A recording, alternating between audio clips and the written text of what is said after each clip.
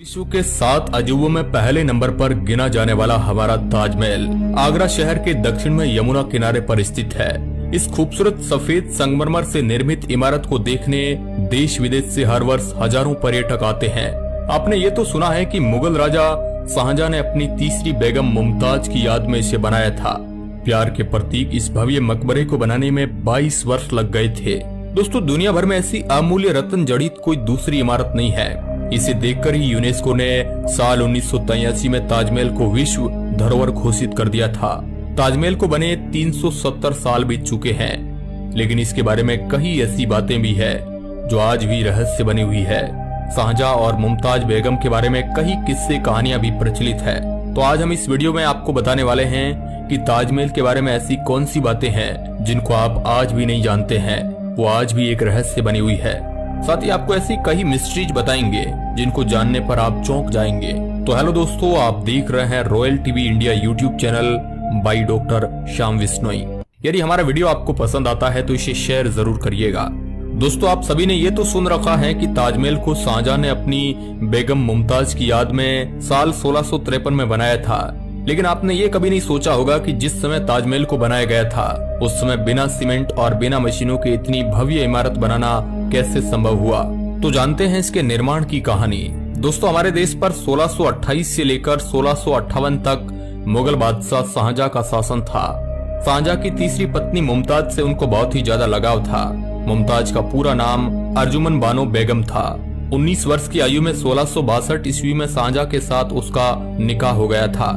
निकाह के ठीक 19 वर्ष बाद 17 जून 1631 को अपनी 14वीं संतान को जन्म देते समय मुमताज की मृत्यु हो गई थी। शाहजहां इससे बहुत दुखी हुए थे। वे अपनी प्रिय बेगम की याद में ऐसा भव्य मकबरा बनाना चाहते थे कि विश्व में दूसरा कहीं न हो।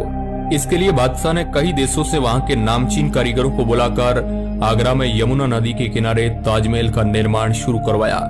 ऐसी भव्य इमारत दुनिया में कहीं नहीं देखी थी।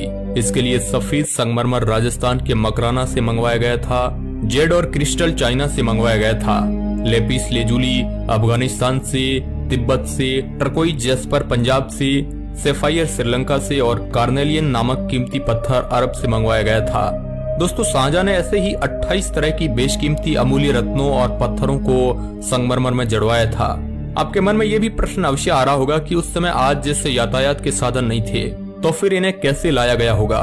दोस्तों, कहा जाता है कि विभिन्न देशों से इन सामानों को लाने में 1000 से अधिक हाथियों और ऊंटों का प्रयोग किया गया। ताजमहल की नींव में कंकड़ पत्थर के साथ साथ विशेष किस्म की लकड़ियां भी प्रयोग की गई, जो नमी को पाकर और मजबूत हो जाती है। इसलिए तो यमुना के किनारे रेतीली जमीन में आज भी ताजमहल मजबूती के साथ खड़ा है। मुमताज की मृत्यु के तुरंत बाद 1631 में ही ताजमहल का निर्माण कार्य शुरू कर दिया था और यह 1653 में बनकर तैयार हुआ था। कहा जाता है कि 22 वर्षों तक लगातार 20,000 से अधिक कारीगरों और मजदूरों ने कार्य करके इसे पूरा किया था। दोस्तों, वास्तुकला का इसमें शानदार नमूना दुनिया में किसी कोने में नहीं मिलता है। शाहजहां स्वयं वास्तुकला के बहुत बड़े जानकार थे। ताजमहल में प्रयोग की गई एक एक चीज को उन्होंने हीरे के जैसे परख के चुना था। ताजमहल को बनाने में उन्होंने जी जान लगा दी थी। संगमरमर को तराशने के लिए उन्होंने उज्बेकिस्तान के बोकारा से कारीगर मंगवाए थे। ताजमहल की दीवारों पर जो नक्काशी और मीनाकारी है उनको इटली के मशहूर कारीगरों ने की थी। इसी के साथ ही ईरान और बलूचिस्तान से पत्थरों को तराशने वाले कारीगर मंगवाए गए थे। अब आप सोच रहे हैं कि इतनी भव्य इमारत को बनाने में कितना खर्चा आया होगा।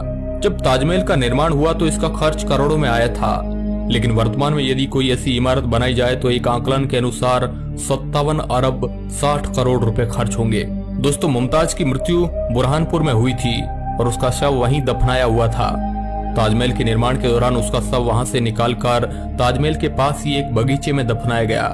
साल 1653 में जब ताजमहल बनकर तैयार हुआ तो उसकी मुख्य गुंबद के नीचे मुमताज का शव कब्र बनाकर दफनाया गया। शाहजहां का ध्यान ताजमहल की खूबसूरती पर इतना था कि उसने अपना पूरा खजाना ही खाली करवा दिया। इस बीच उसी के ही बेटे औरंगजेब ने आगरा पर हमला करके अपने पिता शाहजहां को कैद कर लिया और शासन अपने हाथों में ले लिया।